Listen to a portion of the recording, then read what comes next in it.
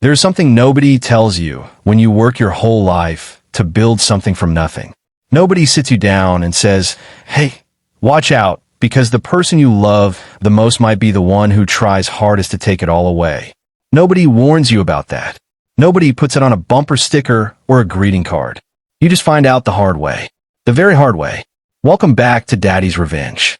Pull up a seat, get comfortable, and get ready, because the people in today's story had every single chance in the world to do the right thing. They just decided not to. Go ahead and hit subscribe before we get into it. You're going to want to be here for every word. My name is Raymond Cole. Ray, to the people who actually matter to me. I am 68 years old. I have 2 bad knees, 1 good eye, and more patience than any man my age has any business having. And let me tell you right now, all that patience ran out on one very cold Wednesday night in February. But we will get there. First, let me tell you who I am, because this story only makes sense if you understand where I came from. I grew up with nothing, and I do not mean that in the way people say it when they are being dramatic. I mean, my mother worked 2 jobs, and we still sometimes ate bread and butter for dinner 3 nights in a row. I mean, I wore the same pair of shoes to school for 2 years until the sole was being held on with electrical tape and a prayer. I mean, I started working at 14 years old stocking shelves at a grocery store, and I never really stopped working from that day forward. I built coal heating and cooling from the ground up. 1 service van, 1 set of tools, 1 man who refused to quit. By the time I was in my early 60s, coal heating and cooling had grown into something I never could have imagined back in those bread and butter days. 12 service vans, 27 employees, contracts with schools, hospitals, office buildings, and half the apartment complexes in the county. I built that with these 2 hands and this stubborn head. And I called it Cole and Son, because from the moment my boy Marcus was born, I believed with my whole heart that one day he would stand beside me and we would build it even bigger together. I should have called it something else. Now let me tell you about my house, because the house matters in this story. It is a 3-bedroom ranch-style home on Birchwood Lane. Nothing fancy, nothing that would make you stop your car and take a picture. But it is solid and it is paid for, and I bought it in 1991 with money I saved $1 at a time. I raised Marcus in that house after his mother Patricia passed away from stroke when Marcus was just 9 years old. 9 years old. That little boy and I rattled around that house together for years, just the 2 of us figuring it out as we went. I coached his little league team, even though I knew nothing about baseball. I learned how to braid hair from a library book when he went through a phase of wanting a different hairstyle every week. I made every single school play, every single graduation, every single moment that mattered. I was there for all of it, and I thought, I truly believed that meant something permanent. I was wrong about that. Very, very wrong. About 2.5 years before that cold February night, Marcus called me on a Sunday afternoon. He said, Dad, Vanessa and I have been talking. We were worried about you being in that house all alone. You're getting older. What if something happens and there is nobody there? He had just the right amount of concern in his voice, just the right amount of love. And I want to be completely honest with you right now, because I think honesty is the only thing worth anything in a story like this. I said yes. I invited them. I told Marcus and his wife Vanessa that they could move into the house on Birchwood Lane and we would all live together. My house, my mortgage paid off, my furniture, my garden, my 23 years of memories in those walls. I said, come on in, because he was my son, because I was getting older, because I thought family means you take care of each other. I held on to that belief longer than I should have. A lot longer. Now I need to stop and tell you about Vanessa, because Vanessa deserves her own chapter in this story. Vanessa Cole, formerly Vanessa Prue of Garland County, was the kind of woman who could walk into a room and make everyone feel slightly uncomfortable without ever saying a single word that you could actually point to and say, there, that was it, that was the mean thing she said. She had a gift for it, a real talent. She would look at my garden and say, oh, Raymond, how sweet that you still try to keep all this up. At your age, at my age, I was 66. I had been gardening since before she knew what a garden was. She would watch me carry groceries from the car and say, oh, please let Marcus do that. Raymond, we do not want you pulling something. As if I was made of wet paper. As if I had not been carrying things my whole life. And I would smile, because I was raised to be polite. because I believed still that she meant well. I needed to update that belief considerably. The first few months were fine enough. Marcus helped with yard work on Saturdays. Vanessa made dinner on most weeknights. Nothing I would have called inspired cooking, but warm and edible, and I was grateful for the company. And there was my granddaughter Lily, their 10-year-old girl, who was without question the single best thing in that house from the moment she arrived. Lily, oh that child. She would come find me every single morning before school and sit up on the kitchen counter while I made coffee, and she would tell me about her dreams, the most elaborate, ridiculous, wonderful dreams you have ever heard. Grandpa Ray, she would say, I dreamed there was a horse that could do algebra. And I would say, well, could he? And she would say, only multiplication, not division. And I would laugh and think, this right here, this is what it's all about. This is why you build things. You build them for the ones who sit on your kitchen counter and talk to you about horses doing math. But here's the thing nobody warns you about. Sometimes the light in a dark situation is the only thing showing you just how dark everything around it has gotten. By about the 8-month mark, the temperature in that house started to change. Not the heating and cooling kind. The other kind. The kind I know about in a different way. The kind that happens in families when someone starts wanting something they have not been given. Marcus started having what I can only describe as subtle conversations.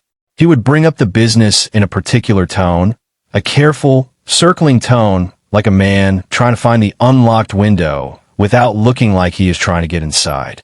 He would say things like, Dad, some of the guys have been asking about the future of the company. Or, Dad, the industry is changing. The younger clients want to deal with someone closer to their own age. I would look at him over my reading glasses, and I would say, the clients seem plenty happy with what they are getting, son. And he would nod. But his eyes would stay exactly where they were, fixed on something he wanted, something he had already decided he deserved. Vanessa was always nearby during these conversations. She never led them. She let Marcus do the leading. But she was there the way a shadow is there, following along, reinforcing the shape of everything without making a sound.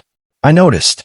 I have been reading people since I was 14 years old, stocking shelves, watching which customers were happy and which ones were about to cause a problem. I know how to read a room. I just chose for a while to pretend that I did not. And then came the dinner that changed the temperature permanently. We were sitting at the table, all 4 of us, including Lily, who had just told us about a school project on volcanoes with more enthusiasm than most adults bring to anything, when Marcus cleared his throat in that deliberate way that told me this was not a casual moment. He had rehearsed this. You could hear the rehearsal in every syllable. Dad, he said, Vanessa and I have been doing a lot of thinking. You have given everything to this business your whole life. You deserve to enjoy things, to travel, to rest, to stop worrying about contracts and employees and service calls. What if you formally handed the business over to me? Put in my name officially. You would still be Cole and Son. Nothing would change. I would just be carrying the load. I set my fork down on the plate very slowly. I looked at Marcus. I looked at Vanessa, who was examining a piece of bread like it was the most important thing she had ever encountered. I looked at little Lily, who had gone very still in that perceptive way children go still when they understand that the adults at the table are having a conversation that is bigger than the words being used. I will think about it, I said. I'd already thought about it. The answer living in my chest was absolutely not. But that no, that quiet and perfectly reasonable no, turned out to be the thing that set everything in motion. After that dinner, my house started feeling like a place I was being tolerated in rather than a place I had built. I started noticing things. Papers shifted on my desk in the home office. My filing cabinet, which I always left with the second drawer slightly open because the latch sticks, was suddenly fully closed every time I went in there. My mail was coming in already opened, then folded back in a way that was almost right, but not quite. I had a call from my attorney, a man named Douglas Whitfield, who had been my lawyer for 17 years. And when I came out of my bedroom after where Marcus was standing in the hallway with a glass of water he did not need, positioned exactly where he could have heard everything through the door. What did Douglas want? He asked, very casually. Just some paperwork, I said. He smiled. I smiled back. And I thought, it is time to make some calls. I just did not move fast enough. That is the thing I would do differently. I would move faster. It was a Wednesday in February. Cold outside, the kind of cold that gets into old houses through the window frames no matter how good your insulation is, and I knew about insulation. I was heading to the basement to get my old business ledgers from the early years of the company. Douglas had asked me to locate some records going back to the original contracts, and I knew exactly which boxes they were in because I had organized that basement myself. I remember the moment with a clarity that I think my brain decided to keep forever, whether I wanted it to or not. I had one hand on the wooden railing at the top of the stairs. I had just switched the light on, that old pull string bulb at the bottom that I had been meaning to replace with something better for 2 years. I was thinking about which year the Hartfield School District contract started, and then I felt it. 2 hands, flat and deliberate and unmistakably intentional, pressing hard into the center of my back.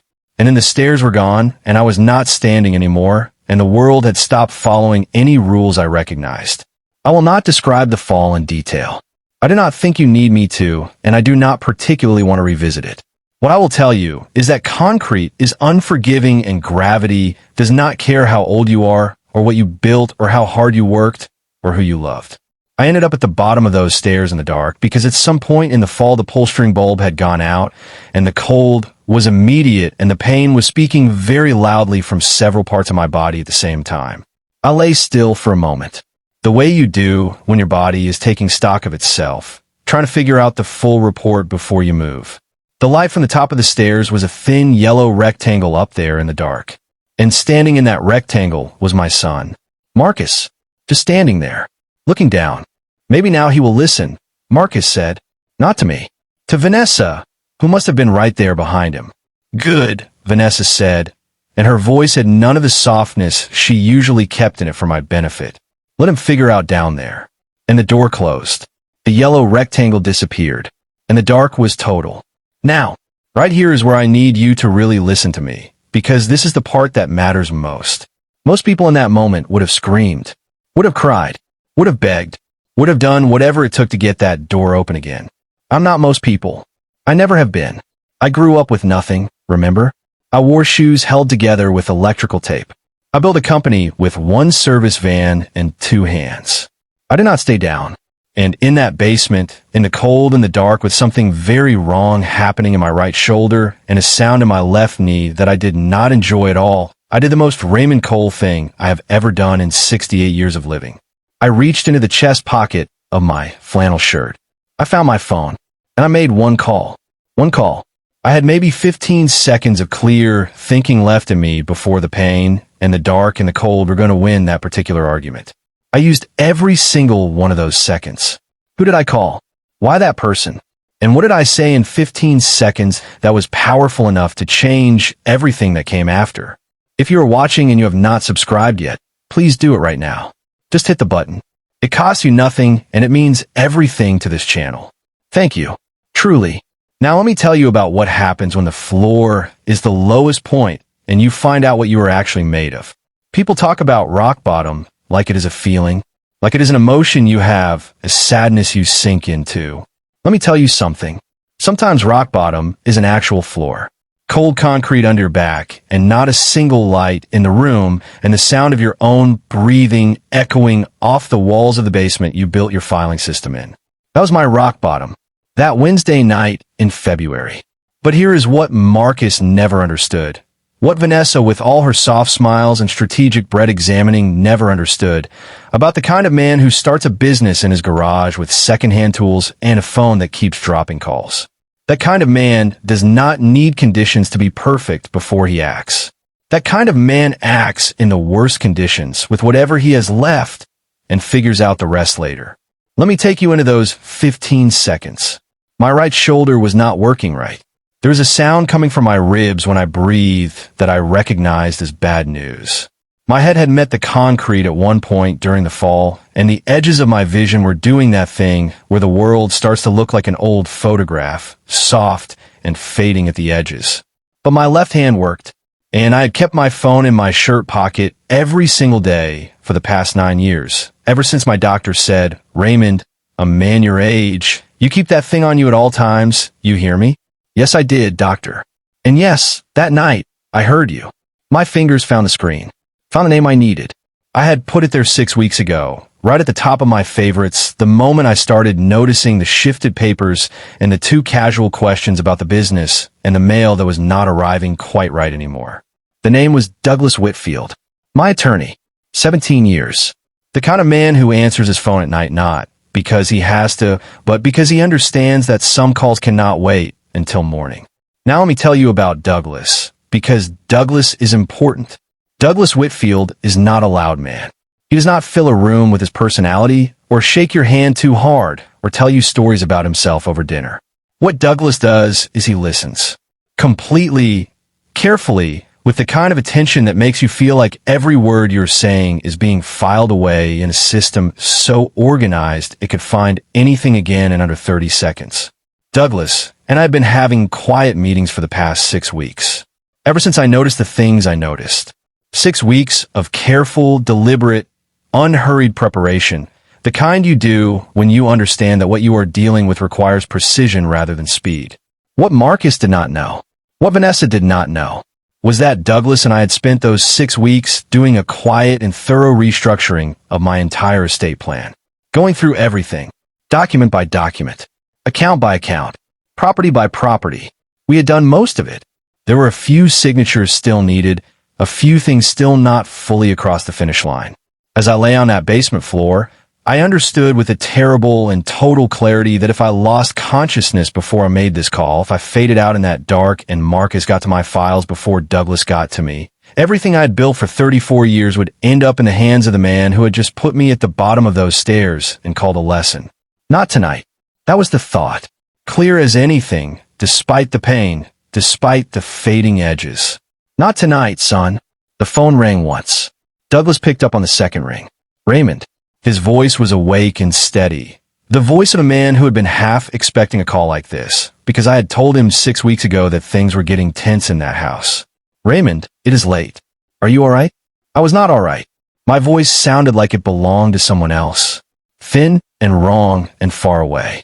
Douglas. Fell. I am in the basement. I am hurt.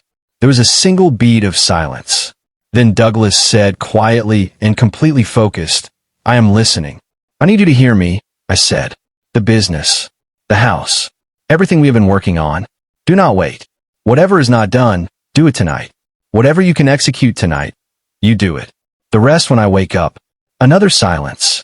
And then Douglas said, and this is the part one think about every single time I replay that night in my mind. He said, Raymond, I need you to say that again clearly. I am recording this call right now. God bless that careful, organized, always prepared man. Raymond Cole, I said, and I do not know where I found the voice. I believe it came from the same place that kept me going through bread and butter dinners and electrical tape shoes and a 9-year-old boy who needed a father after his mother died. Raymond Cole, direct my attorney Douglas Whitfield to immediately execute all remaining transfers and restructuring steps for my estate, effective this date. Marcus Cole and Vanessa Cole are removed from all beneficiary designations, effective immediately. All primary assets are to be transferred to the Lily Cole Education and Future Trust. Do all of it, Douglas. Everything we planned. I heard him exhale. Understood, Raymond. Completely understood. And then, dropping the careful professional voice for just a moment, he said, Who did this to you? But the dark had been waiting patiently, and it had run out of patience. I do not remember anything after that. I woke up to the smell of antiseptic and the sound of machines that were doing the steady, indifferent beeping that hospitals use to let you know your heart is still keeping appointments. My right shoulder was in a sling. 2 ribs had been cracked.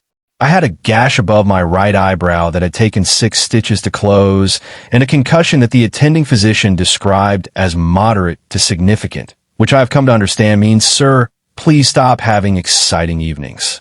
But I was alive, and the first face I saw when my eyes focused properly was not a nurse. It was not a doctor.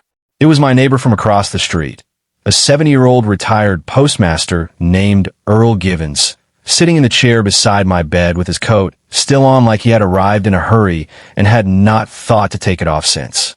Ray, he said, and his voice had that careful steadiness men use when they're holding something in. You about gave me a heart attack, brother. Earl, I said. My throat felt like gravel. How did you find me? He leaned forward. He said, I heard it. I was on my porch having my evening coffee, and I heard the sound of the fall through your basement window, the one on the side of the house that faces my yard. He paused. I tried your front door. It was unlocked. I came in. I called the ambulance from your kitchen phone. I stared at him. Earl Givens, a man who had lived across the street from me for 11 years, who waved every morning from his porch, who once helped me chase a raccoon out of my garbage cans at 11 o'clock at night without a single complaint. Earl Givens had saved my life. You saved my life, I said. He sat back and crossed his arms the way men do when they are embarrassed by gratitude. Well, he said, someone had to. It was 2.5 hours before Marcus and Vanessa showed up at that hospital. I want you to picture the scene carefully because what happened in that room is something I have replayed in my mind more times than I can count. And every time I play it back, it is just as good as the first time. They came through the door together. Marcus first, Vanessa half a step behind. His face was arranged in an expression of concern, so carefully constructed it could have been sculpted. Dad. He came right to the bed, reached for my hand. Dad, we did not know what happened. We thought you had gone out. We were looking all over the house. Vanessa checked the basement door, and that is when we realized. He kept talking. I have learned over the years that if you let a person talk without interrupting, they will eventually say things they did not plan to say. So I let Marcus talk. I let Vanessa add her own carefully worded additions. We were frantic. We called the neighbors. We were just so relieved. And all the while I watched them, and I thought about the sound of that door closing and the darkness that came after. And I smiled at them with the absolute warmth of a man who has already made his phone call. I'm just glad you were here, I said pleasantly. It was Marcus who saw him first. He had been mid-sentence, something about making sure the house was safer, grab bars for the stairs, maybe a different light fixture, when his eyes moved to the corner of the room. The corner where neither of them had looked when they walked in. Sitting in the chair in the corner, with a leather briefcase across his knees and the calm and unhurried expression of a man with nowhere else to be and every reason to be exactly here, was Douglas Whitfield. Marcus stopped talking. The room went quiet the way rooms do when a single element in them suddenly changes everything about what the room means. Douglas looked up from the document in his hand, looked at Marcus, looked at Vanessa, smiled politely, the way Douglas always smiles like a man who has already read the ending. Marcus, Vanessa, he said, good of you to come. I imagine it has been a difficult night. Marcus looked at me, then at Douglas, then back at me. His face was doing something I had never seen it do in his entire life. It was cycling through things. Confusion first, then recognition, then a kind of slow, spreading understanding that looked almost physically painful to watch arrive. Why is your lawyer here? He said, and his voice had gone very careful, the voice of a man trying not to sound as alarmed as he already was. Douglas is an old friend, I said pleasantly. He heard I was hurt. He came to check on me. And then, without blinking, Douglas said, at Raymond's age, you want people looking out for him. And I had to press my lips together very firmly to keep from smiling too wide. We should let you rest, Dad, Vanessa said, and for the first time I heard her voice completely stripped of its carefully managed warmth. What was underneath was not warm at all. Tomorrow, Marcus said, we will come back tomorrow. We will get everything sorted. You get some rest. Of course, I said. I will be right here. They left. The door had not been closed 30 seconds before Douglas opened his briefcase, produced 2 documents, and set them on the tray table in front of me with a pen. Can you sign? He asked. My shoulder ached. My ribs were making themselves known every time I breathed. My head felt like it had been used as a demonstration model for what not to do on staircases. I picked up the pen. I said, hand me that. I signed both documents. Douglas witnessed them. A notary he had brought with him and who had been waiting very patiently in the hallway came in, did her part, and left. And it was done. What Marcus did not know, walking out of that hospital room that night, what Vanessa did not know was that by the time they got back to my house on Birchwood Lane and put the key in the door, it was already finished. The business, the house, the accounts, the assets, all of it restructured, transferred, and legally airtight. And none of it was going to them. Not one single truck. Not one single contract. Not one single dollar. If you have been watching this channel for a while, and these stories mean something to you, the like button is the best thing you can do for us right now. Seriously, it costs you nothing, and it keeps this whole thing going. Thank you. Let me tell you what the silence of a person who is lost sounds like. It is not loud. It is not dramatic. It does not arrive in a single moment. It settles in slowly, the way cold settles into an old house, finding every gap and getting in through places you thought were sealed. I know that kind of silence. I have felt it in negotiations where the other party finally realized the deal was not going their way. I have felt it in conversations where someone understood too late that they had overplayed their hand. And when it arrived in my living room on that Friday morning 2 weeks after I came home from the hospital, it was everything I thought it would be and something more that I do not quite have a word for. I spent 9 days in that hospital. 9 days of mediocre food, very good nursing care, and a physical therapist who was 27 years old and had the relentless cheerfulness of someone who had never yet had a bad decade. Marcus and Vanessa visited 4 times. Each visit was more polished than the last. Marcus brought a fruit basket on the second visit. An actual fruit basket from an actual specialty shop, which told me he was working harder than usual to create an impression. Vanessa wore softer colors each time, spoke more quietly, asked the nurses about my recovery with the focused concern of someone who had recently done research on how concerned people behave. In every single visit, Douglas was either in the room or had just left the room. His coffee cup, his briefcase, a folder of papers on the bedside table. Always something. And every visit, I watched Marcus clock it and say nothing. The fruit got more elaborate each time. I accepted it gratefully. I'm not a hard man by nature. I just believe strongly that when someone has decided to perform for you, the respectful thing is to let them complete their performance before the lights come on. Earl came every single day. He would bring a thermos of the good coffee from the shop 2 blocks from his house, and we would sit together, sometimes talking, sometimes just not talking in that easy way you can only do with someone who wants absolutely nothing from you except your company. One afternoon, Earl looked out the hospital window and said, completely unprompted, that daughter-in-law of yours always reminded me of a car salesman. I said, only the daughter-in-law? Earl looked at me sideways. I was being generous, he said, and sipped his coffee. I laughed until my ribs made me stop laughing. It was completely worth it. I came home on a Thursday.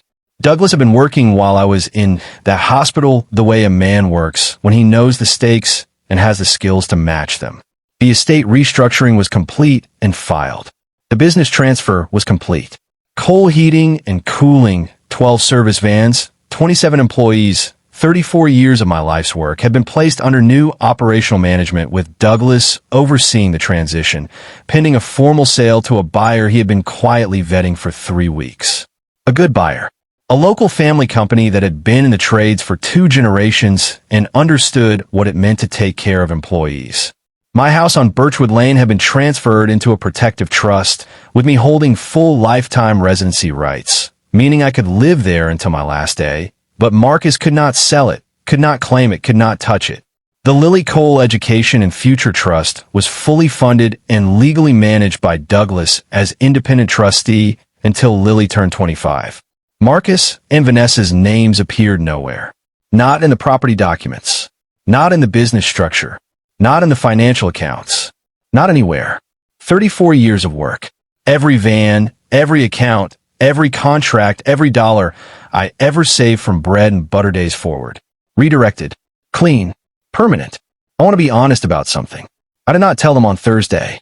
I came home and sat in my armchair, and I accepted the cup of tea Vanessa offered me, and I let Marcus talk for 25 minutes about changes he wanted to propose for the business. I listened. I said, interesting point twice. I drank the tea because I wanted them to have Thursday. I wanted them to have that last comfortable evening where everything still seemed like it might be going their way. Because Friday was already on its way, and Friday had Douglas Whitfield arriving at 10 o'clock in the morning. He arrived at 5 minutes to 10. He has arrived 5 minutes early to every appointment in our 17-year relationship. Ready but not anxious. That is Douglas. I was already in the sitting room. I heard Marcus and Vanessa in the kitchen. The low sounds of a morning that did not yet know what it was about to become.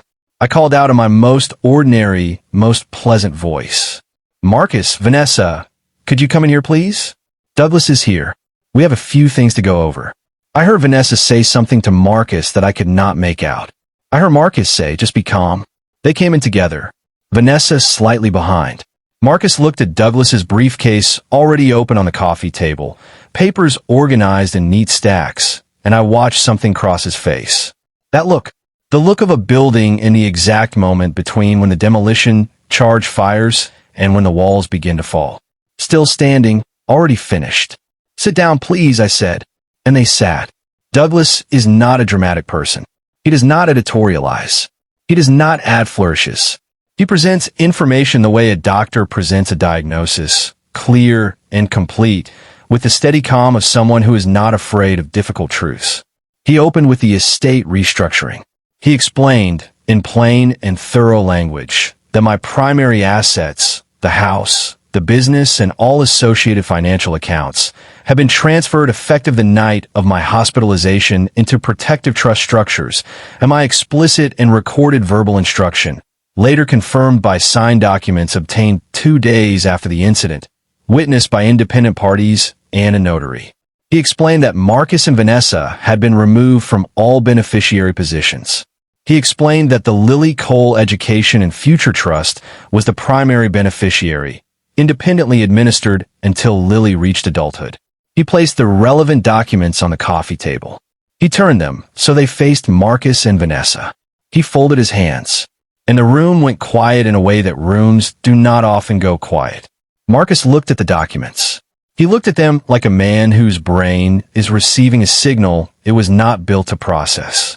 Like every framework he had constructed for how this was going to go had been quietly removed while he was not paying attention. Vanessa's face did something I had genuinely never seen it do in the 2.5 years she had lived under my roof. Every expression left it. Not anger, not calculation, not the sweet performance. Just nothing. Like every single mask she owned had been checked and found to be the wrong tool for this particular moment. I do not understand, Marcus started. Dad. He looked at me. You cannot do this. He turned to Douglas. He was in the hospital. He was medicated. He was not thinking clearly when. The recording, Douglas said, is time-stamped and clear. Raymond's instructions were given of his own free will, without ambiguity, within the window of legal competence. The documents signed 2 days later were witnessed by 2 independent parties and a licensed notary. He paused. I anticipated the possibility of a competency challenge. I prepared for it accordingly. Marcus stared at him. Then he turned back to me. Dad, he said. And for just one single unguarded second, the performance dropped completely. He was not managing an impression or calculating an angle. He was just my son, sitting across from me, genuinely not understanding what had gone wrong. Why, he said. And it was a real question, raw and confused and naked in a way I had not seen from him in years. I took a breath. Because I was there, Marcus, I said quietly. I was at the bottom of those stairs, and I heard every word you said when you walked away. I heard what you said. I heard what Vanessa said. And I made a decision that the man who built this family with 34 years of work deserved something better than being left on a cold floor in the dark. A silence. And then Vanessa stood up, so suddenly her chair slid back across the floor. I watched something pass across her face, something that had been underneath all that sweetness and management the whole time. Hot and dark and nothing like smile. She looked at me. She looked at Douglas. She looked at the documents on the table. And then she walked out of that room. I heard the front door. Marcus did not move for a long time. When he finally spoke, his voice was very quiet. What about Lily? He said. And that question, in that voice, was the first completely honest thing Marcus had said to me in 2.5 years. Lily is taken care of, I said. Better than you know right now. Better than she knows yet. That little girl sat on my kitchen counter every single morning for 2 years and talked to me about horses doing algebra and volcanoes and the particular politics of the 5th grade lunch table. She treated me like someone worth talking to. Whatever else this family has or has not been, Lily is going to be all right. I can promise you that. Marcus put both hands over his face. I let him sit with what he was sitting with. I did not rush him. I did not fill the silence with things that were not mine to say. They were gone from my house within 3 weeks. I will not make it more than what it was. There were no big scenes, no final confrontations at the door, no moment where someone broke down and said the thing that redeemed everyone. There were boxes. There was a rental truck. There was Vanessa directing the packing with the efficiency of a woman who had already begun revising the story she would tell about how all of this had happened. And there was the morning they left, which was a Tuesday, when Lily came and found me in the kitchen before the truck was loaded. She came in and she stood in front of me and she looked up at me with the eyes she gets from her father and the expression she gets from somewhere I cannot quite name. "Grandpa Ray," she said, "I need you to know something." I did not know about any of it. I did not know what they were trying to do. "I need you to know I did not know." "I know you did not, sweetheart," I said, and I meant it completely. She is 10 years old. She has nothing to do with the choices adults made. She threw her arms around me and held on the way children hold on when they're trying to stop feeling something and their body is not cooperating. I felt her breathe that shaky way, the way that means someone is working very hard not to come apart. "Grandpa Ray," she said into my shoulder, "can I still come on Saturdays?" I looked at this child, this good, complete, entirely innocent child who had lived in a house full of calculation and had somehow managed to remain the most uncalculated person in it. "Lily," I said, "this is your house too. You come whenever you want. Every Saturday if you want." She pulled back and looked at me, and she said, "I will bring the crossword puzzles. Earl taught me how. I still live on Birchwood Lane. Earl still comes over with his thermos of good coffee. Douglas still arrives 5 minutes early to everything. And on Saturdays, most Saturdays now, a 10-year-old girl with a thermos she borrowed from Earl and a children's crossword book she found at the school book fair sits at my kitchen table, and we work on the puzzles together. She is terrible at them and absolutely refuses to accept any help. It is the best part of my week. Sometimes she looks up from the puzzle and says, "Grandpa Ray, do you ever wish things had gone differently?" And I look around at the house I built and paid for and refused to lose, and I think about Douglas who picked up on the second ring, and Earl who heard the sound through the basement window, and this girl sitting across from me who never needed to be anything other than what she already was. And I say, the only thing I wish is that I had made that call a little sooner. Everything else landed exactly where it needed to. Let me tell you something before we close. The people who try to take what you built are almost always counting on one thing. They're counting on you being too tired to fight, too sad, too old, too willing to believe that because someone is family, they must mean well. They are counting on you not having Douglas Whitfield save in your phone. They are counting on the darkness and the cold and the concrete floor keeping you down. So before you go, I want to ask you something. Do you know who is in your corner? Not just who says they are. Not just who brings fruit baskets and wears soft colors at the hospital. Who actually answers on the second ring when you need them most? Because when the door closes and the light goes out and the floor is the only thing beneath you, that one number, that one person, that one call is the only thing standing between you and what they thought they were going to get away with. My name is Raymond Cole. I am 68 years old. I fell down a flight of stairs and I got back up. That is what we do. If this story meant something to you, please like this video and subscribe to Daddy's Revenge for more real, honest, and powerful stories just like this one. And thank you from the bottom of my heart. Thank you for being part of this community.